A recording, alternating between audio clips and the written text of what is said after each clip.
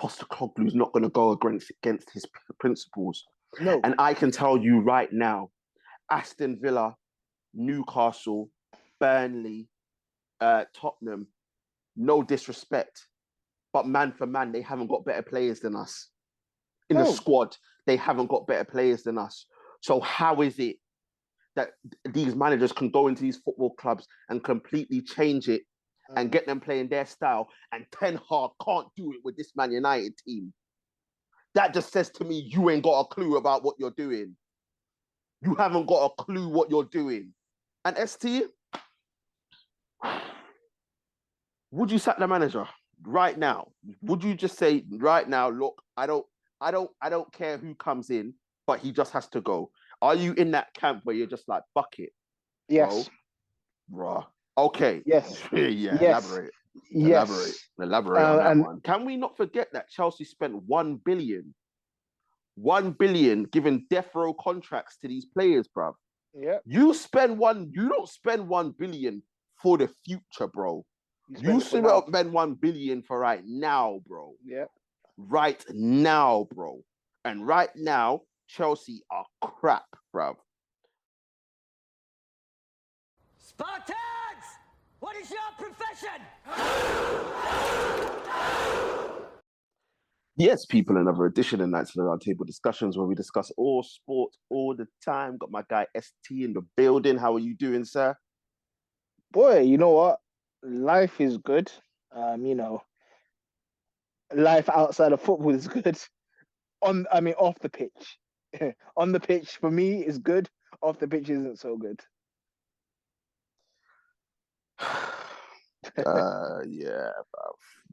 It's peak right now. People, listen. It's been a while since we've been on. First of all, apologies. As we say, life takes over. It's been a while since the last poddy, but we're back on. Don't know when we're going to be back on after this one, but listen, we had to come back and do one because it was too important for us not to do this. So, yep, Footie Chat is back. It's going to be mainly about Man United and what's going on at Manchester United Football Club right now. So ST and I will be getting involved, dissecting and talking about everything Manchester United, as well as looking ahead to the two big games on the weekend between Newcastle, Arsenal, and Tottenham and Chelsea. But as usual, before we start, make sure to like, share, comment, and subscribe to the channel.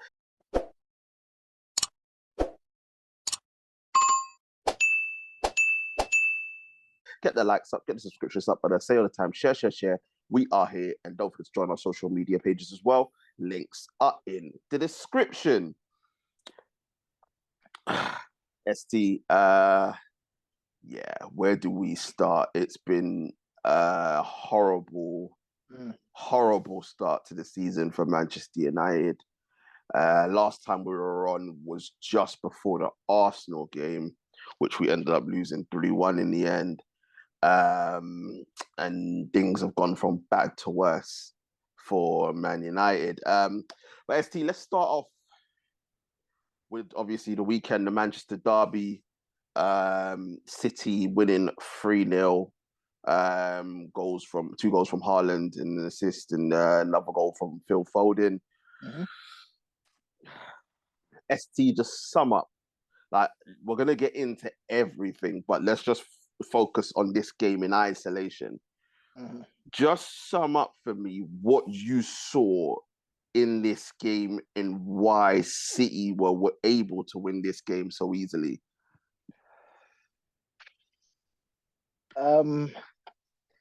First of all, from the lineup,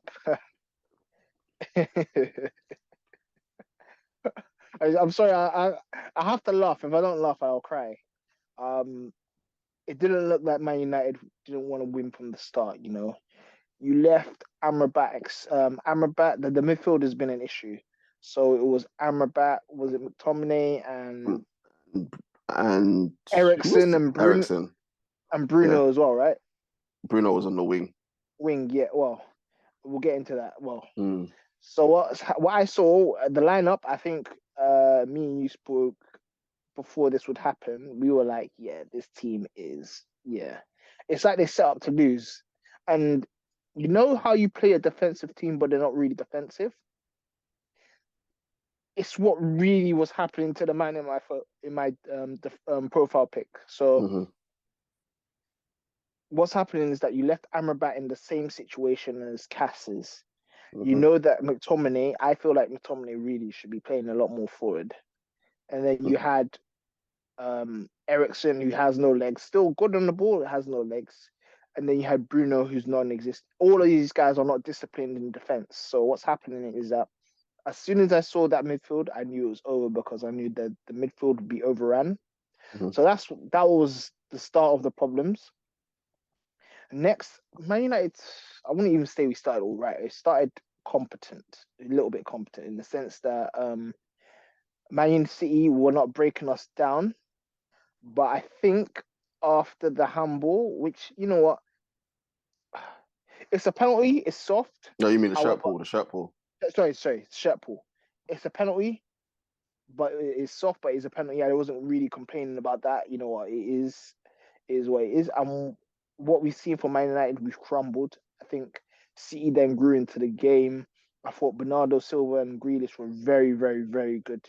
Stones looked very comfortable there. I even think, to be fair, even though he's an amazing person, footballer, and you should always have him, Rodri wasn't his best, I think, out of the bet. But anyway, it doesn't matter. And to be honest, it was after that, it was total domination by City. Then they scored the 2 goals. I don't even think Haaland played well, but he does what he does in it. It's his anticipation of where the ball is very good. He scored his 2 goals.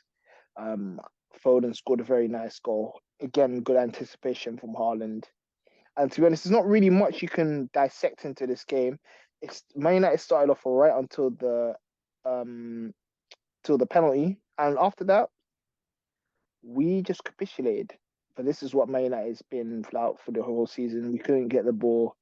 There was no patterns of play. Yeah, man. I don't know what more I can say about that, to be honest. There's not really much to dissect, really. Look, that game in isolation, United started off first 5-10 minutes. Listen, first 5 minutes, there was 2 opportunities that they could have got in. Unfortunately, they didn't capitalize on it. City couldn't really break us down. Then the penalty happened. I don't have an issue with it. The only issue I have with the penalty is I want to see that happen in other games. That's it. As long as it's consistent, I don't have an issue because that needs to be eradicated from the game. I know me as a defender, if that's given against me, I'm fuming. But it is what it is. Then I think Højlund had a chance to get in, and his touch was awful. And then it took him away. I think Rashford had another chance to get in, but couldn't. And that was the first half. In the second half, halftime comes, it's 1-0. No one's really upset. Mute, please. Cheers. No one's really upset. The penalty's there, but City haven't created a lot. So it's like, all right, cool, we're still in the game. No worries. Then Ten Hag takes Amrabat off. Now, I know a lot of people said that it was because of the yellow card. I don't give a fuck. Yeah? He's the only defensive midfielder we had available. You don't take him off, put McTominay back there when you know he can't play there against Manchester City. I said it at halftime as soon as I saw Amrabat come off. And then I think who was it that he bought on? I can't even remember. Mount. Oh my Lord. Yeah, it was Mount. He bought on the English Bruno. Yeah. Right? First 5 minutes, City score. They had 2 chances. The first time they carved through the midfield. Can't remember how it broke down. Second time, Haaland gets in, free header at the back stick, he scores. I think he hit Onana earlier. in the first half where he should have scored as well. After that, City just took complete control. Bernardo Silva loves playing against us. But listen, this is why Bernardo Silva's performance was the reason why Pep wanted to keep this guy at all costs, because he's that damn good. Captain Jack came in from not really playing, put on a performance. Dalot didn't know what to do with him. Haaland, as you said, didn't really play well, but got 2 goals and an assist. City didn't get out of first gear. They didn't have to get out of first gear. The only thing City did well in that game was keep the ball. They didn't need to do anything else. They weren't stretched. Yes, I said that there was a couple of chances in the first half where we could have got in, where they looked a little bit, but it was all from City giving the ball away. I think Guardiola gave the ball away twice. I think there's another time where Foden gave it away. We didn't create anything. I think in the second half, all we created was there was a ball over the top to Rashford. He had time to think. As usual, when he has time to think, he becomes a complete bozo, puts the shot wide. But apart from that, City didn't need to get out of first gear. And that's the most concerning thing for me, amongst everything else, is that City didn't need to play to win that game. They won that game 3-0 and they didn't do anything, right? When you factor that in with what the manager did before the start of the game, ST, when you said it, when we saw the lineup, how dare you, Ten Hag? How dare you in a Manchester derby? Dalot was our only fit right back. Fair enough. He starts. You start the fridge on toes, right? You start Johnny Evans, who's 48 years old. Oh, I forgot about that. Yeah. And then you start Linda at left back. How dare you? We're not in that predicament, ST, where we didn't have anybody. Reguilon was on the bench. Varane was on the bench. You said you left Varane out for tactical reasons. What tactical reasons could you have for leaving Varane out for the fridge on toes and Johnny Evans? What is there that you could have seen? Man actually said that the fridge and Johnny Evans are more comfortable on the ball than Varane. Now, don't get me wrong. Certain times when we see Varane, yeah, he does look a little bit awkward on the ball, in it, like when he gets it. But bro, he's our best centre-back along with Lissandro, but Lissandro's injured. But you want to play a man that you try to sell. Everybody knows is crap, yeah? And what? Because he had he had a half-decent game against Sheffield United and he scored against Copenhagen. And all of a sudden you think he's God's gift. Am I a dickhead, fam? Am I a dickhead? This guy played against a bunch of nobodies. Bear in mind, yeah, both Copenhagen and Sheffield United dominated those 2 games on the ball. And you start that fucking fridge. Am I a dickhead, bruv? And then Johnny Evans, don't get me wrong, Johnny Evans is better than Harry Maguire, but he should not be starting in this game. It's a criminal offence to do that as Manchester United manager against our second biggest rivals behind Liverpool, right? But our City rivals. Are you having a laugh, right? And you compound that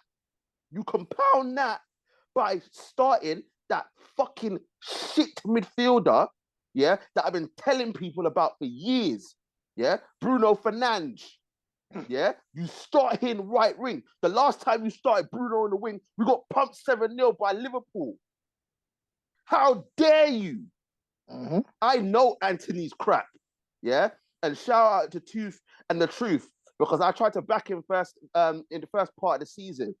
First season, tried to back him. Them man weren't having it, but I see what they see. So I hold my hands up, apologize. Anthony's crap, right? But you got man like Palestri on the bench who hasn't really done anything wrong that could have started, right? You could have started Garnacho, yeah? You could have started Tony and push Rashford onto the right wing. You could have done any of these things. You start Bruno on the right, bruv. And then you start Trashford on the left. This guy's out here drowning, bruv. Drowning, because listen, he played and he got his 350 bags a week. And now he's gone back to the crap that he was the season before last. Because he can't play football. No footballing brain, bruv. As what's his name from TalkSport says, Simon Jordan said, a speedboat with no brain, bruv. Like, and then you have a young kid in Hoyland who ST, you and I both said in the transfer podcast, should have been second in command, right, to Harry Kane, right? Mm-hmm. And you got him drowning because he's not getting any service. Newcastle have just scored, by the way. No surprise, bro. Bro, listen. We're gonna get to all of that, but this is what I'm talking about, ST. Yo, them, goal alert. You know them Sky Sports things, bro, when they had to bust in with the goal alert, yeah? Bro, I'm just saying, TJ, everything you've been saying, facts, bro. You, man, are out, even with the B team. I'm looking, thinking, who is, this ain't Man United, bro. It's too easy, bro. Back to you you. lot need to pump us. Nah, you lot need to pump us, bro. If you lot don't pump us, it's bad. It's bad, bro. It's looking bad. Bro, you could tell the players are not up for it, bro. Yeah, no, you don't win it. Bro, and these players are being given a shot. Like, there's a lot of, like, youngers, like, do you know what I mean? Or a lot of non-first team players that are playing. Bro, none of them look up for it, bro. But anyway, back to you, Jeff, in the studio. we've got Newcastle fans bantering us, and they're a way better side than us. Their squad is better than us. Listen, I can't say anything to them. Bro, I can't chat to Newcastle. This is men are doing against PSG. We're struggling against Copenhagen. Bro, this is it, ST, right? And as we go back to the City game, Amrabat's on a yellow card, and then you sub him off and you bring off Mason Mount. A Mason Mount who hasn't done anything for us since he's come in, right?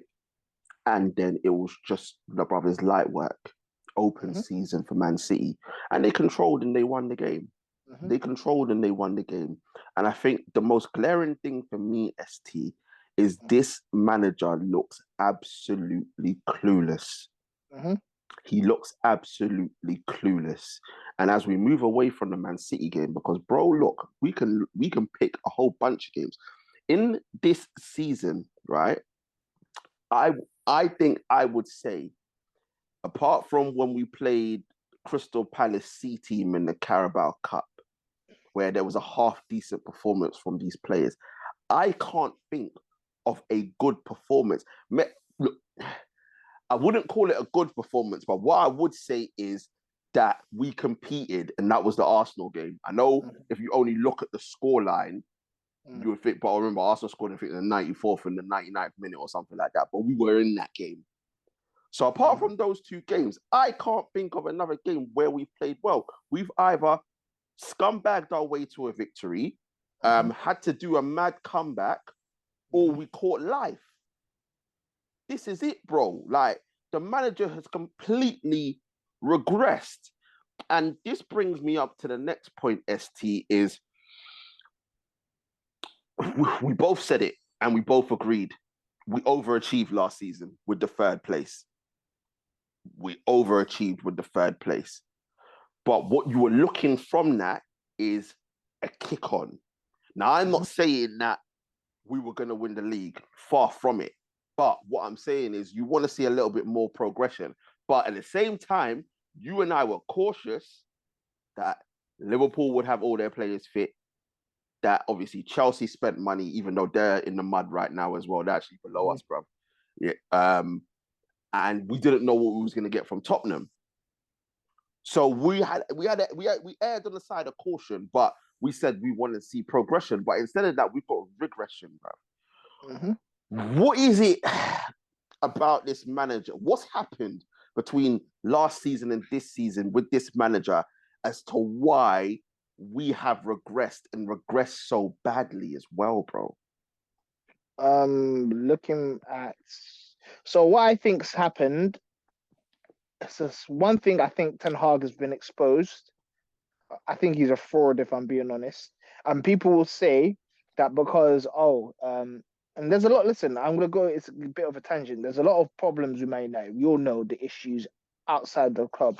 But however, my thing is this year, the recruitment, first of all, and apparently it's all on the manager. These are all the manager's players, has been terrible. You said Anthony, horrible player. Mount, we all know what Mount's about, horrible player. Who's he bought? Onana has not done well. made so many mistakes. All these players that he's bought, the main players, his targets, have not done well. So one thing we know, his recruitment and eye for a player is not good. Two, he's abandoned his principles.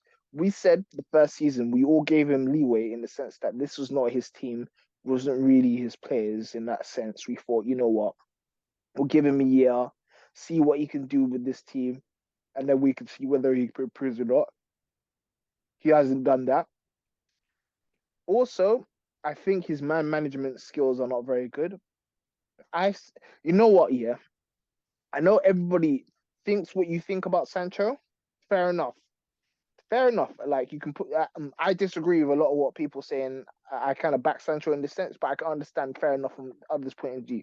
But when you see stuff like Varane out of the team, you see Casemiro out of the team. These are winners. These are guys that have done it at the biggest thing. Even though I didn't rate the way he did it, but I understand what you're saying. And obviously, wrong messenger, but right message.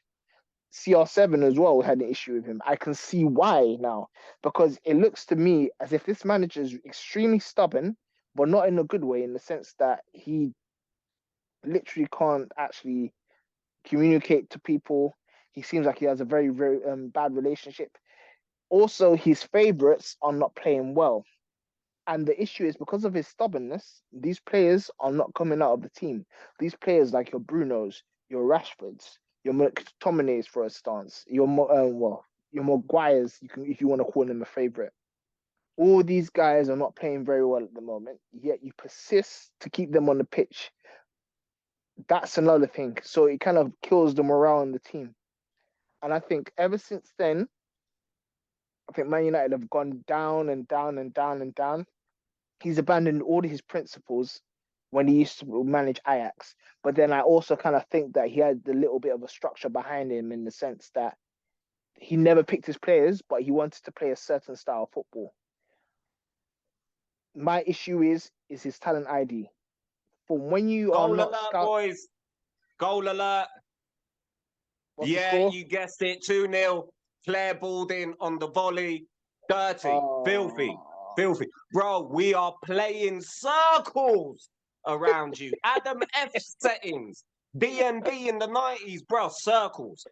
Bro, the best part of it all, Man United had 2 chances.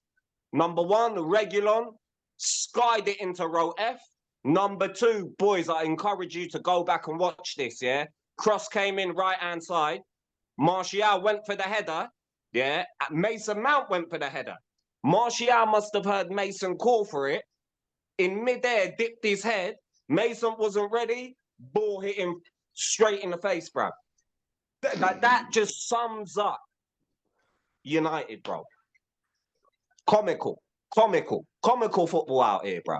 Went from Ten Heisenberg to Ten Hangman, bro. That's a dead man walking I'm looking at, bro. All right, back to you, Jeff. I think, yeah, I was in the middle of my tangent, but I think two kind of summed it up very well. That's Man United for you. No communication, players are not. But yeah, what I was going to say, that's basically why.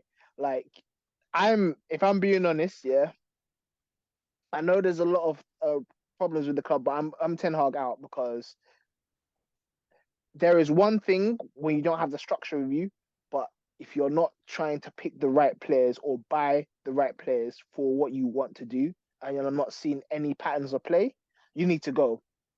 You need to go. And I say this as Moyes used to be our manager.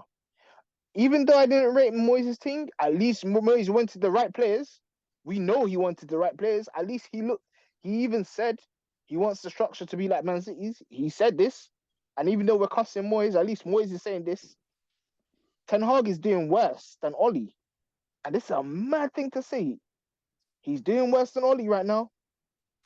I hate that guy, but he's doing madness. At least Oli, we all know what Oli was. Oli was a PE teacher. But at least Oli had man management to a certain extent. Ten Hag doesn't even have that at the moment. I have nothing more to say. It's a shambles. And look,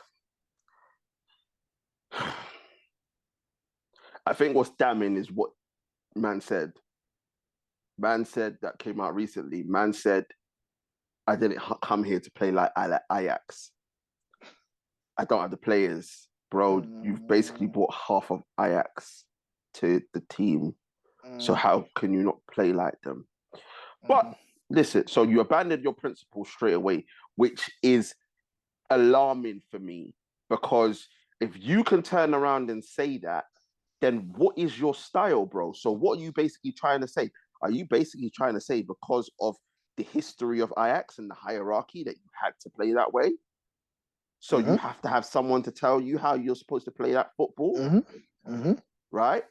Now, here's the other thing for me, right? And this is the thing that ST, we brought up at the beginning of this season. We brought up at the beginning of last season.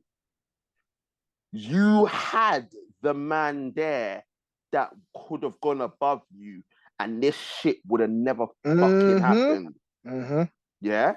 Ralph was there, right? Now, I understand that this was mainly on the United board because of what Ralph said. Ralph was talking the things, bruv, doing the whistleblower thing. But the board had a conversation with you, and you agreed that you didn't fucking need him when you did, right? If Ralph's here right now, we're not in this shit show. I can put my life on that, because as bad as he did, right, for that short stint of management, there was two things that he did right. First thing was he dropped the favourites because he knew they weren't good enough. And the second thing he did was talk the things and let everybody realize what a bad situation Manchester United are in, right? So he did two things right before he went upstairs. But he wanted to go upstairs. The board said, nah, we can't have this man. He's going to be chatting the most, bruv. But let's talk to Ten Hag and find out, Ten Hag, I don't need him. Now look at the situation that you're in. Look at the situation that you're in. You were in charge of your signings. ST, this guy has spent 400 million. Anthony, 88 million. Hoyland, 72 million. Mount, 65 million. Martinez, 55 million. Onana, 47 million. Malacia, 14 million. And I think he bought that goalkeeper that never plays for like 3 or 4 million or something like that. Then you got Eriksen on a free, Johnny Evans on a free, Amrabat on loan, Regular on the road, Sabitzer on loan, Weghorst on loan, Dubravka, who's playing in goal for Newcastle right now on loan, and Jack Butland on loan. Bro. That's his team. Oh, and don't forget Cass as well. And even Casemiro is a club signing. I'm convinced he didn't have any part to do with that. I don't think he had any say in that. But bro, when you look at it, yeah, Hoyland's one for the future, right? Cass, obviously we know and how well he played last season. Bro, apart from and Martinez, we know he's a bad man. But that injury, he says he's had that injury, not the injury that he's got now, the one against Sevilla, he's not been the same. Yeah. But bro, apart from those three signings, terrible. All the other ones have been, well, Anthony, crap. Mason Mount, crap. Onana, suspect. Crap. Yeah. Malacia, don't know. Average. Eriksen, no legs. Johnny Evans, why? And then the rest are loan signings. So we'll leave the loan signings out, right? Bro, this man shouldn't be in charge of recruitment. Exactly. Because he's literally just gone to the Eredivisie and said, oh, let me get players that I know. Or he's gone to, let me get players that can run around. That's not how you build the structure of a football club. He should not be in charge of signings. Now, I know this is all his fault, because we know at board level, United is a shit show. We know what Glazer's out. We know the club is going nowhere now that the Qataris have withdrawn, and that corpse Ratcliffe is getting 25%. So we know United are going nowhere for the foreseeable future, right? We know this. We're not getting out of this, because at the end of the day, it's one of them ones where we've had so many different managers with so many different successes, and no one has been able to sustain success at Manchester United or have any consistency. We know this. David Moyes, Louis van Gaal, Jose Mourinho, Ole Gunnar Solskjaer, Ten Hag, right? We know the Glazers are poison. We know they're leeches. And we know that no manager is going to be able to be successful consistently as long as they are in charge, right? And Ratcliffe coming in means absolutely fuck all, because it's 25% and nothing. This guy can't run a football club, and he's a Chelsea season ticket holder, right? So he's basically infiltrated Manchester United to bring us down even and make us even worse.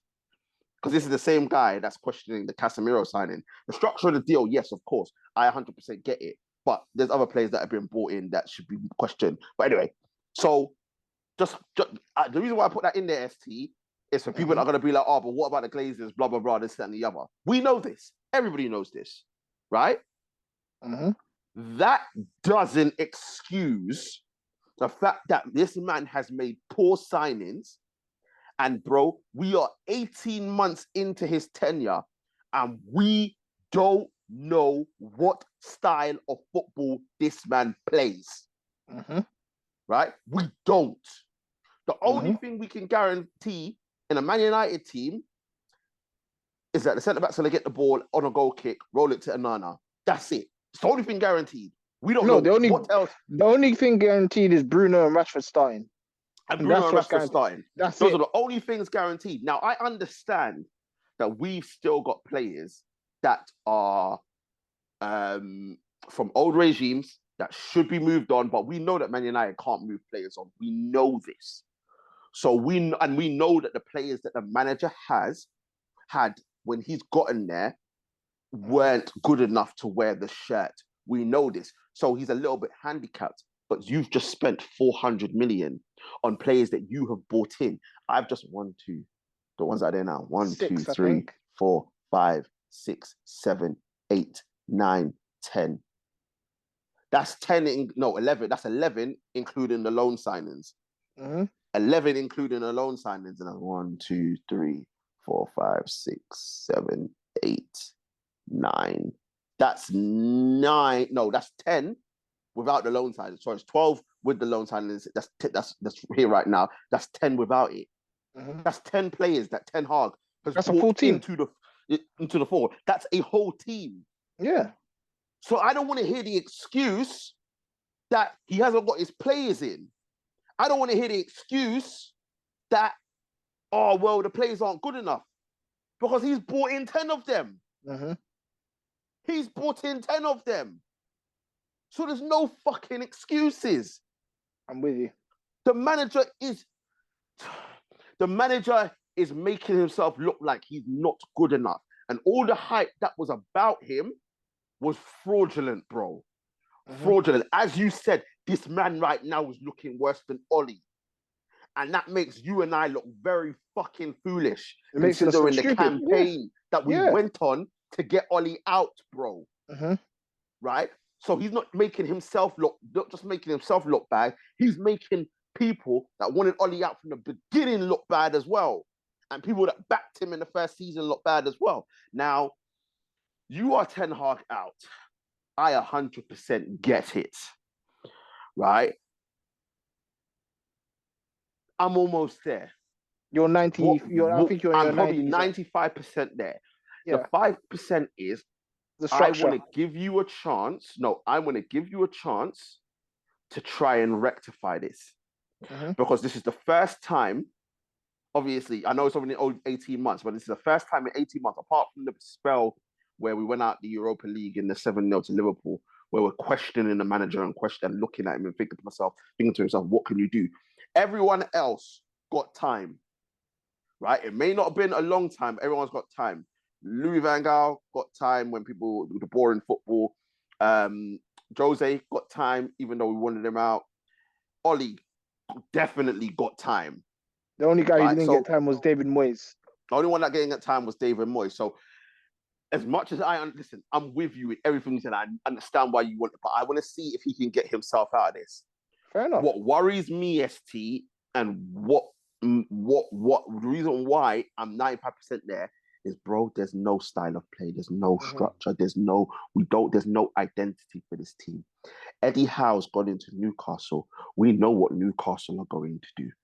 Pep and Klopp, all right, fair enough. They're the creme de la creme right now of managers, but they walked in. We knew what they were trying to do. Well, look at Postecoglou. Let's go down a peg. Yeah, Emery at Aston Villa. We know what they're going to do. People will say Emery's won Europa. He's had experience. All right, cool. Let's go down a peg again.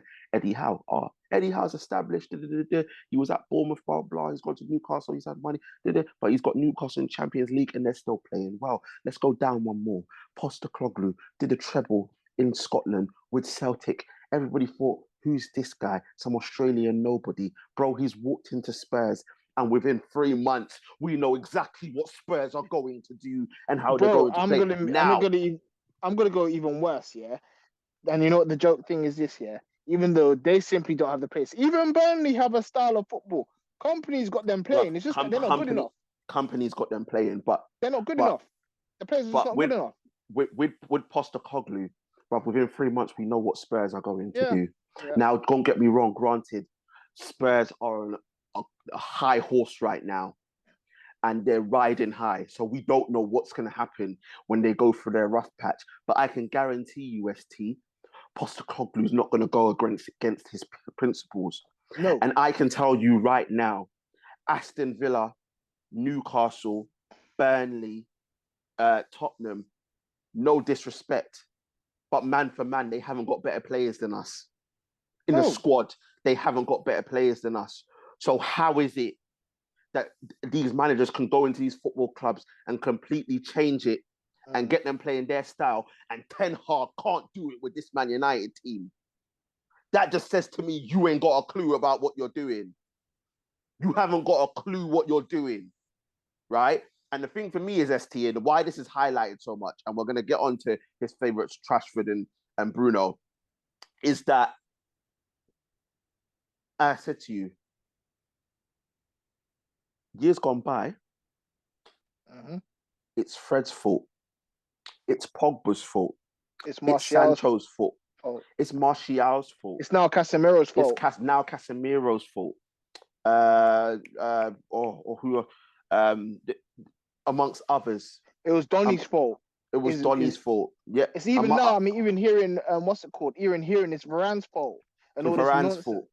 Now we partly know what that is, because majority of people that I know, I've named, obviously you know what it is. You know what it is. You get me, right? But where's the scapegoats? There is none. They ain't playing, and none that either not in a club anymore or they're not playing. So my whole thing is, ST, is that now who are you gonna blame? And the fans can't blame anybody. So you know what the fans are now doing?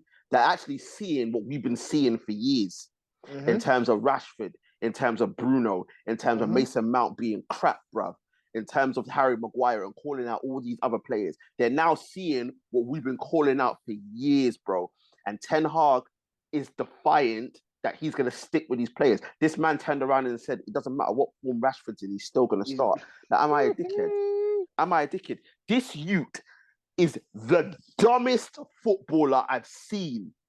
The dumbest, right? Anytime this youth has time to think, bro, it's like he gets a mind block. He doesn't know what to do. Bro, he turns into a fucking dummy, right? Anytime this youth has time to think. He played for the contract, 350 bags a week he's on. And look at the shit. I think he scored 1 goal in like 19 games. That's the star boy right there. Bruno, I think he scored 2 in like 17 games or something like that. The stat padder. This is the man that these people worship. This is the man that these people compare to Cantona, to the king, you know. Aggressive chance creator, that guy. Bruv, and all those fuckeries. Rashford, last season, these bumberholes had the cheek to compare him to Mbappe. Yeah. I was Mbappe, not. you know. Yeah. That's a bit. Like, how dare you? But this man is gonna die on this sword, blood. This man is going to die on this sword. How is it that you spent 88 mil and 65 mil on Anthony and Mason Mount and they can't start in a Manchester derby? How? So that basically tells me everything I need to know. You know these players are crap. Yeah, but you're now in a situation where in which you don't know where to turn to. Even as we said right now, Tooth saying, bruv, Newcastle are 2-0 up away at Old Trafford, playing their B team against players that are surplus to requirements or youngsters. And even they can't play ball. So that says to me, as much as these players aren't good enough, bro, you're not coaching. But you know I want to know what what you're doing on the training ground. And ST, that makes me go into Jadon Sancho. Oh, right? yes. Now. Oh, yes. Oh, yes. I feel you and I vindicated had the conversation. And I said, right, I haven't got a problem with what Ten Hag has done as long as he has the same energy. So if Sancho wasn't doing what he was supposed to be doing in training, please tell me what the fuck these players are doing in training that's so much better than Sancho.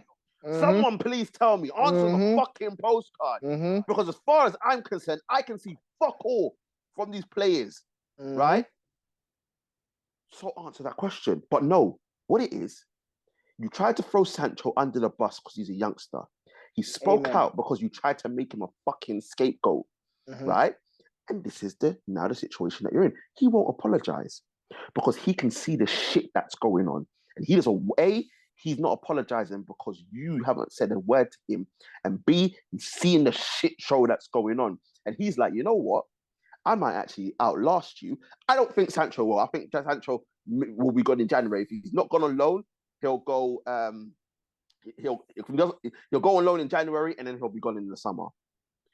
However, Ten Hag might not be here for that. But ST, I read something in a paper that is going to cost Man United more than 15 million to sack Ten Hag, which is why now I'm saying I think the board will give him time regardless. Right, because they're gonna want to give him time, but also they can't afford to sack him. They put themselves in a predicament where they can't afford to sack him, so he will have time to try and get himself out of this current situation, which is fucking crazy considering what is going on. Go on, speaking on the Sancho situation, this is why I was defending him, because it's different for me. Yeah. It's different. Yes, obviously managers do fuckery, but it's different if the team, at least if the players are playing well, and you're the constant negative. I can see what I can say. Okay, like listen, Jadon, you're not pulling your weight. Even though I don't think he's been great for the past 2.5 years, but I knew it wasn't training in the sense that way more to it. There's way more to it. He started all right in preseason. And then after the first match, he came on against Wolves, did okay against Wolves. Next thing you know, he's dropped. I said no. And he said because he's not trained. I said, yeah, you're a liar. I said, for me, it didn't sit well in my system. Because I was like, yeah, this guy's lying. He's trying to make someone look bad because he's a young G. And everybody has their opinions on Sancho and everything like that. But easy target because easy target because he knew the fans were on his side anyway. Exactly. And don't get me wrong, ST. He hasn't done anything for us in a Man United shirt. No, this is what I'm saying. I agree with you. But this man has had nowhere near as long a run in the team as the likes of Bruno and Rashford, right? To be able to even build up a string of games for us to judge him. He plays 2 games, gets pulled out. Plays 1 game, gets pulled out. And that's my thing. There's no consistency there. Amen. That's what I'm saying. You know the biggest joke, ST, more than anything else? Højlund is probably fucking screaming for Sancho because he then knows he'll friggin' well get service. Hey, listen, Sancho and Højlund would be perfect. Bruv, it's him and he's used to playing with Haaland. Exactly. So Højlund will be loving it right now. And this brings me to something that Micah Richards eloquently put on Sky Sports. You've got Højlund, a young striker who lives off service. but your two wingers are cut inside and shoot merchants that don't pass the fucking football. What's the point? Exactly. What's the You might as point? well not be on the pitch. When you look at City, Haaland's through the middle, you got Captain Jack and you got Phil Foden or Mahrez before that and blah blah blah, Bernardo Silva. Service, right? When you look at Liverpool, Salah, Mane, Salah, Diaz, Salah, Jota, you have Firmino who drop in the hole and allow them to go in. So Now you got Firmino would drop in the hole where it's a little bit different now because Darwin Núñez doesn't really do that. Gakpo doesn't really do that. But that was the premise of when they were in their peak with Mane and Salah. No, Firmino but even look at them now. Hole. and McAllister are slightly more creative than the midfielders exactly. that they've had. So if you're not going to have the creative stuff out wide, you've got to have it in the middle, right? So they're still going to score. Gabriel Jesus does a similar thing. Drops into the pocket. Martinelli, Saka go do your thing. Obviously, they got Odegaard to play them passes in as well, right? With Tottenham, Newcastle. With Tottenham, Son's gone in the middle. You got Kulusevski, you got Maddens, right? I know Richarlison, but you get me. Even the likes of Newcastle, you've got Almiron, you got Gordon, and then you got Wilson or Isak, right? And then Guimaraes behind them. And Guimaraes behind them, obviously. Yeah. And even, no, listen, Joe Linton's praying as well, bro. Don't even get it twisted, bro. He's doing his thing. But my point is, ST, all those top teams, right, get players in to play in the system. Exactly. Right? And that's why it's worked. Unfortunately, we've gone away from the individual FC. Our time during the 90s and the 2000s when we had all them superstar players, individual brilliance, that time is dead. It's all about systems and style of play, right? Mm-hmm. We are the only ones that don't have that, bro. You could even in Everton, right? You know Dominic Calvert-Lewin's going to be playing up top, play the ball up top. Calvert-Lewin, he holds it up, brings other people to play. You know what everyone else is doing. With United, it's just mix and match, wishy-washy. Let's hope that it works. Let's buy a couple names. There's nothing there, bro. And part of this is on the manager because you bring in Højlund and then you bench the one winger that's going to be creative. Now, Christian Eriksen hasn't got the legs. He actually had probably one of the worst games I've seen for him in terms of passing the ball against Manchester City, but it's Manchester City, right? But Eriksen doesn't get a start. ST, we know this. You play Cass Amrabat Eriksen, you play Højlund, you play Sancho, and play whoever else, right? Mm-hmm. And you make it work. You make it work. But this guy, bruv, there's nothing about this manager that says that there's any style. Bruv, this guy went from, I want to press high energy, high press, counter press, to we're going to sit back and let Copenhagen, Sheffield United, Burnley completely bop us off the park, bro. And what I don't understand as well, I'm going to go into this as well, yeah. Even the signings for the particular style, you make sense, yeah. He's bought, for example, he's bought Onana. You want to play this, you say you want to play this possession football, apparently. You're asking man to kick it long. You're not asking him to play. But bro, the problem, I have sympathy, and as I said, we have had injuries, but our biggest injury is Lissandro, and Lissandro's a key part to that playing out from the back. Because Onana, we give the ball to Lissandro, Sandro would play it into the midfield. But even then, it's like, say everybody's fit, bro. Yeah. In terms of players missing, it's probably just Martinez and Luke Shaw. Everybody else that's fit right now starts. So I know Lissandro's a big thing about you playing out from the back, but everything else you could do fine. But there's no patterns, there's no triangles, there's no nothing. No. And ST, this brings me to this point. We're now 2-0 down, about to go out the Carabao Cup to Newcastle. We go away to Fulham.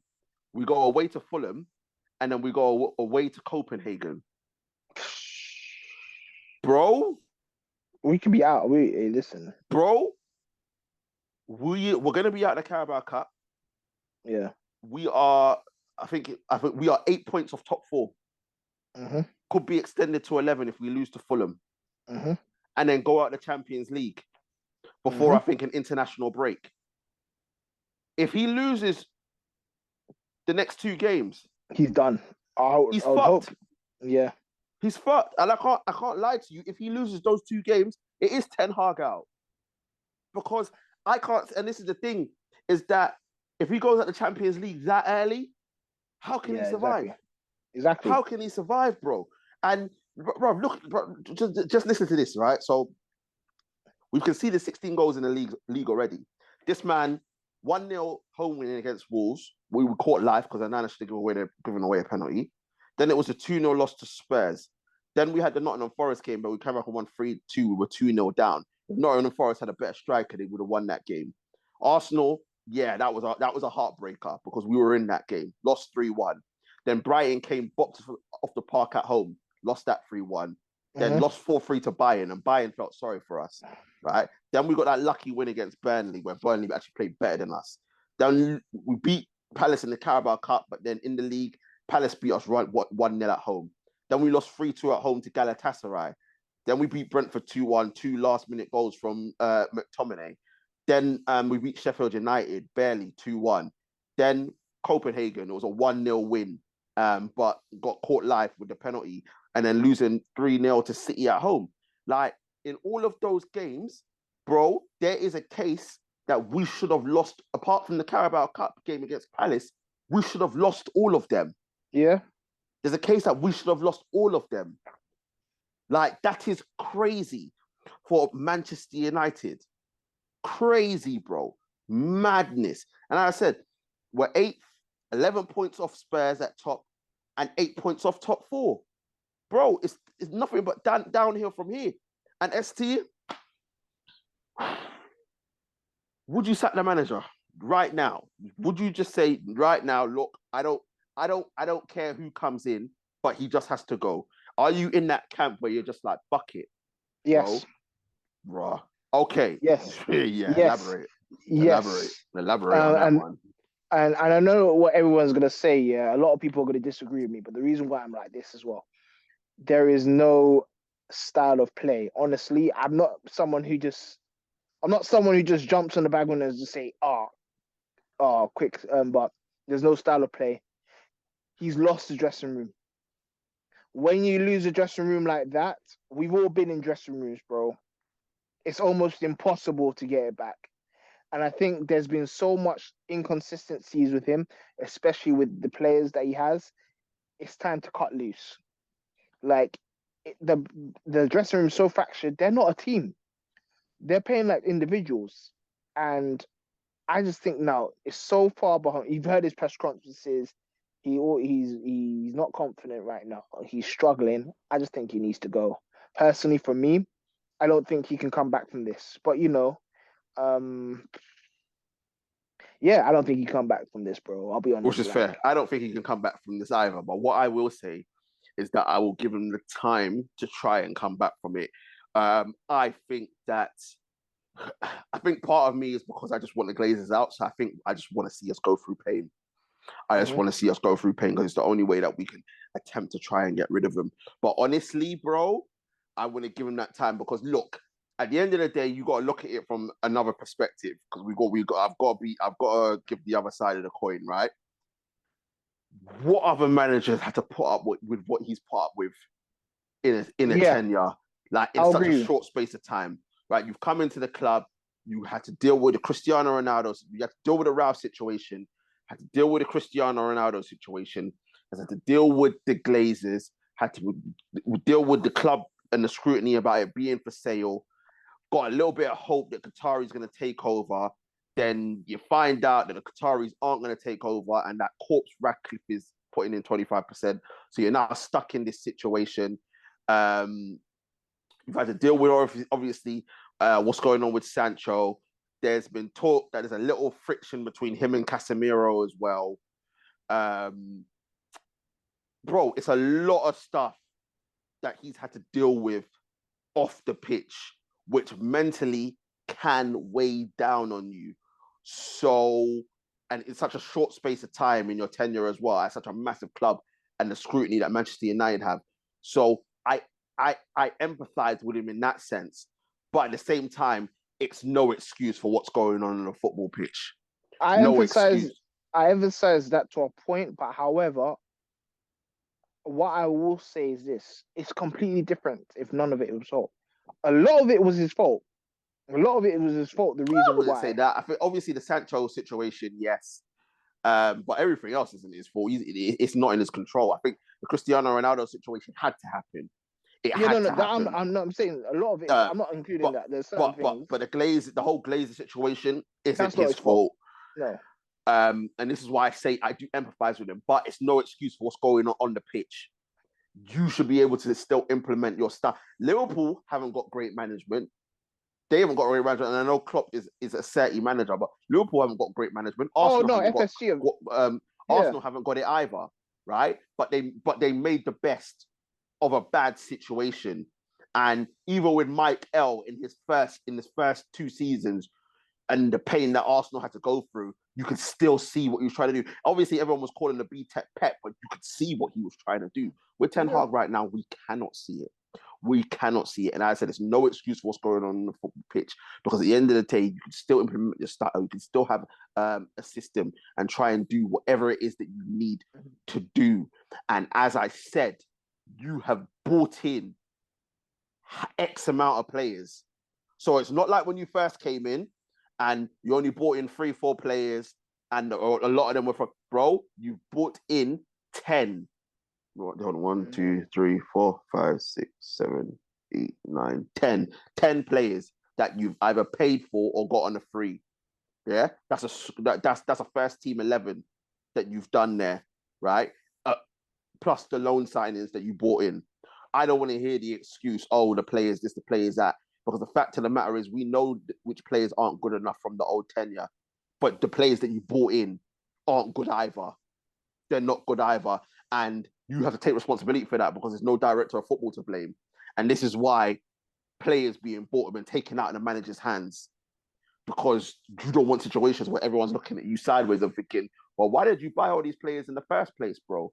So when you combine all of that, bro, if he was to get sacked in an international break, I don't think anyone could be upset. And yes, it's difficult, just to wrap this up. Yes, it's difficult to have any sort of success under this regime, 100%. But the one thing that you can do is implement a style, implement a system, and see what happens from there. That's the one thing you can do. And we haven't had that from Ten Hag. And he's had 18 months to do that. And other managers have done it in a shorter space of time, right? So you're going to live and die by the sword. And as I said, ST, at the beginning of the season, you're going to live and die by that Mason Mount signing. Mm-hmm. Live and die by that. I know he brought in other players and they haven't been good enough, but you're going to live and die by that signing, because that signing tells me everything I need to know about you, which is you have no principles.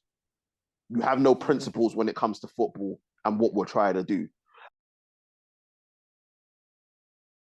We'll see what happens on that one. And then obviously we got the big London derby on the Monday Night Football, bro. Spurs versus Chelsea. Now, ST, if there's any comfort, right, from football right now, it's that Chelsea are doing worse than us, bro. That's the only thing I can hold on to right now. Is that Chelsea? I know Poch is new into the job and whatnot. Yep, so he needs time. Blah blah blah blah blah. But Chelsea are shit right now, bro. They're worse than us, so we're gonna celebrate on that. Bro, I'm being gonna lie, yeah. Chelsea are not. It's gonna sound mad. Chelsea are not playing bad football. They're just missing chances. They can't score. Cannot. This is what it is. Blood. They're playing better football than Man United, bro. They just can't score their goals. Them man there cannot score, bruv. Them man there's listen, their win percentage, on getting gal must be like 5%, bruv. Because honestly, they are crap when it comes to shooting, bruv. Yeah, like, that Nicholas Jackson, bro. Oh my days, Michael Jackson, bruv. This guy's looking like a poor man's Shola Amiobi, bruv. He is rubbish, fam. Oh, don't put Shola with him. He is rubbish. Shola's obviously better than him, bro. Shola's the second greatest Newcastle striker of all time behind Asprilla, bruv. But listen, that He is crap, bruv. Raheem Sterling is having a decent season, but obviously he's going back to like the Liverpool ways. That Cole Palmer's decent. He's cold. Conor Gallagher, rubbish, bruv. Enzo's a baller. Enzo's a baller.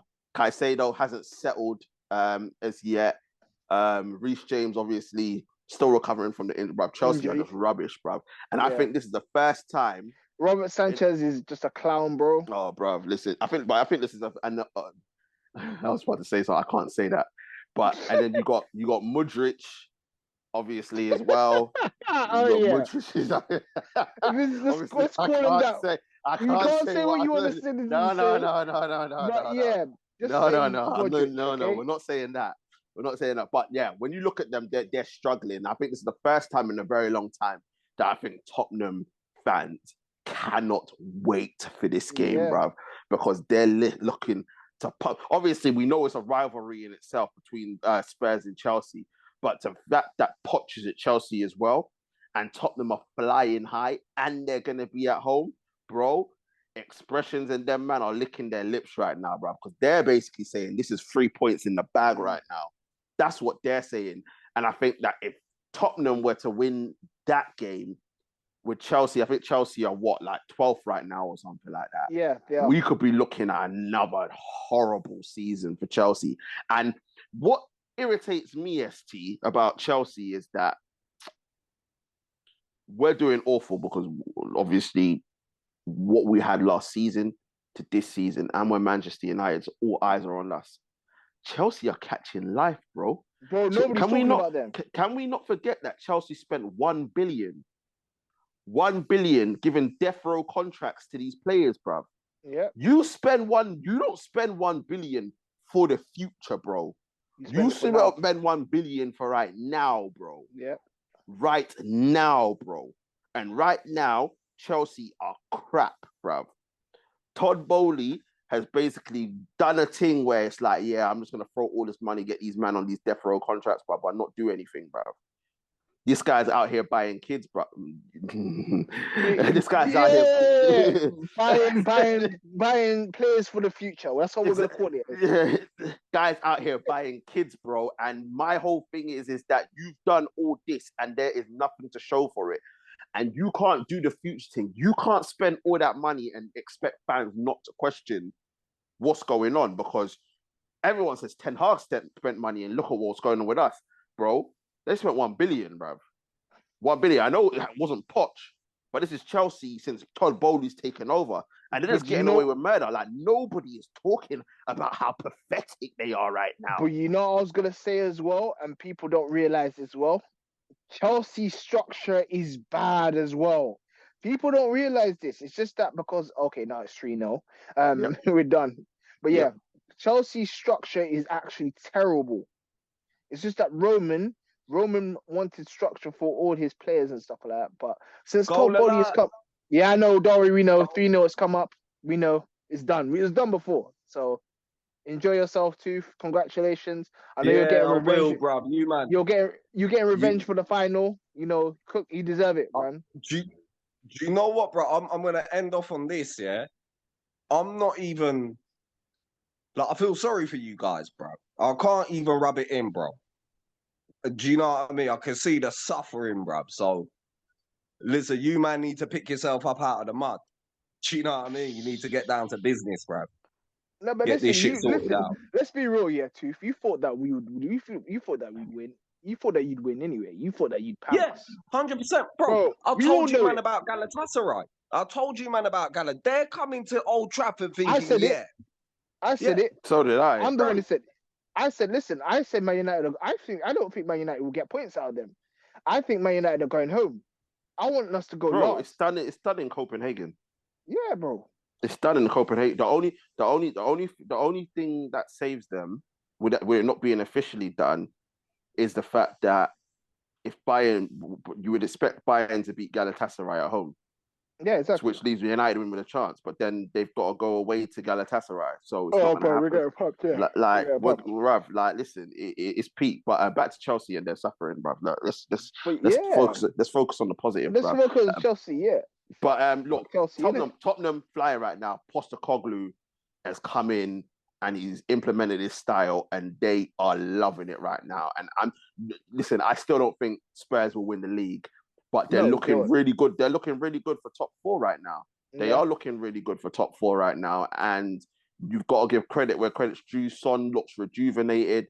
Kulusevski's looking good. Basuma looks like the player that he was at Brighton. That Van der Ven settled in really well. Really Pedro good Porro's defender. looking like really good. That Udogie as well. Bruv, everything's looking positive. Obviously, we know what's going to happen when Spurs lose 2 on the bounce. What are we going to see then in terms of how Postecoglou reacts? But right now, they are flying high. They are living their best life. And they did what we didn't do, which was bring in a creative midfielder in James Maddison. This is the guy I wanted. Loving it. This is the guy I wanted at Man United. We were both saying it as well. Bro, we were saying, like, listen, why is nobody's buying? But Ten Hag did what Ten Hag did, in it. And I said, he brought it's a sackable offense, bro. But I'm expecting Spurs to wipe the floor with Chelsea. From the team that we helped, from a worse team than Man United.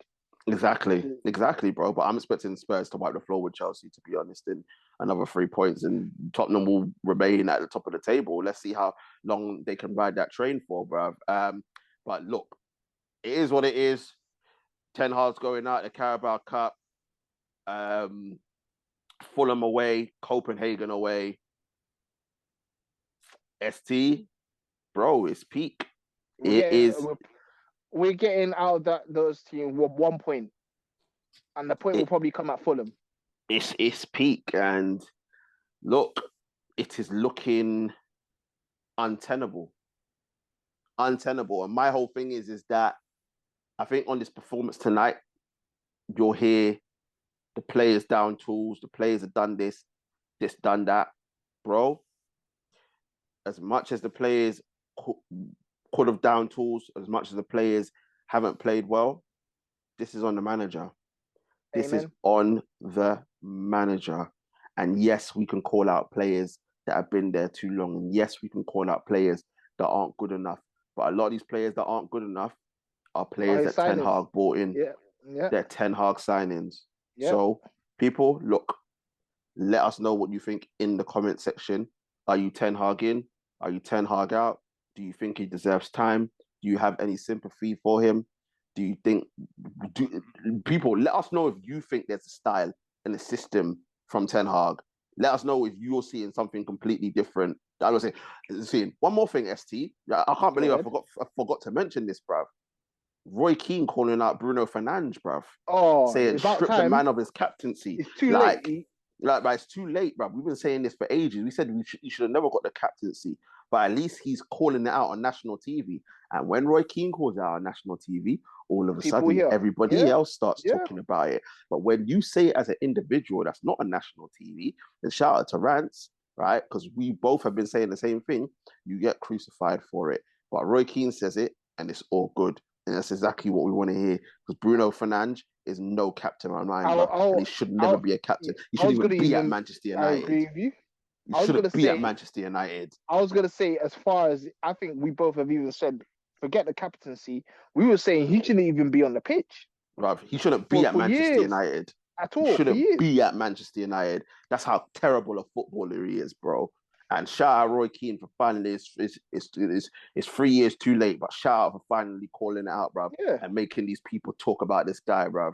Because him and Trashford have been getting away with it for years. But yes, people, let us know. But let us know what you think about the Bruno Fernandes captaincy. Should he be captain? Should he not? Do you think Ten Hag should have time to get out of this? Also, let us know what you think about the Newcastle and Arsenal game. Who do you think is going to win that? Do you think if Newcastle win, they are in the title race? Or is it still top 4? Let us know what you think about Tottenham and Chelsea. Are Chelsea getting away with a murder? The fact that they spent £1 billion and have nothing to show for it. Are Tottenham fighting high? Are they title contenders? Do you think Tottenham can finally win a trophy? We want to hear from you. And as usual, before we go, make sure to like, share, comment, and subscribe to the channel. Get the likes up, get the subscriptions up. As I say all the time, share. We are here. And don't forget to join our social media pages as well. Links are in the description. I want to say thank you very much to my guys, ST and Tooth, for being in the background. Thank you very much, gentlemen. What's going on, man? Thanks for... It's been a long time. I don't know when we'll be back, but, it's been a good stream. Also, one quick question. Who do you have as Man United captain? Bro, it's got to be Varane. For me, it's got to be Varane. Cass, I think there's a language thing. So that's why I give it to Varane. A lot of people are calling for Fat Shaw. No. I'd give it to Varane. That was the guy that I was thinking. But I'd give it to Varane. If not Varane, then it has to be Cass. If not Cass, then Martinez. Any of those three. No one else in that Man United side should ever have the captain's armband. Ever. But anyway. Yeah, but people, I don't know. Anyway. I don't know when we're going to be back, but hopefully we'll be back. We should be back before Christmas. Let me say that. I'll just put it out there. We should be back before Christmas. We would have been back if John Jones didn't get hurt. I would have made sure that Tooth and I would have been back. But unfortunately, Jones got hurt, so we're not really back. And we got so much to catch up, bro. We ain't talking about that shit show between Fiorin and Garniano. We ain't talking about that rubbish. But people, listen, it run terrible, bruv. But listen, people, stay safe out there. Be safe, and we shall see you very, very soon. Peace.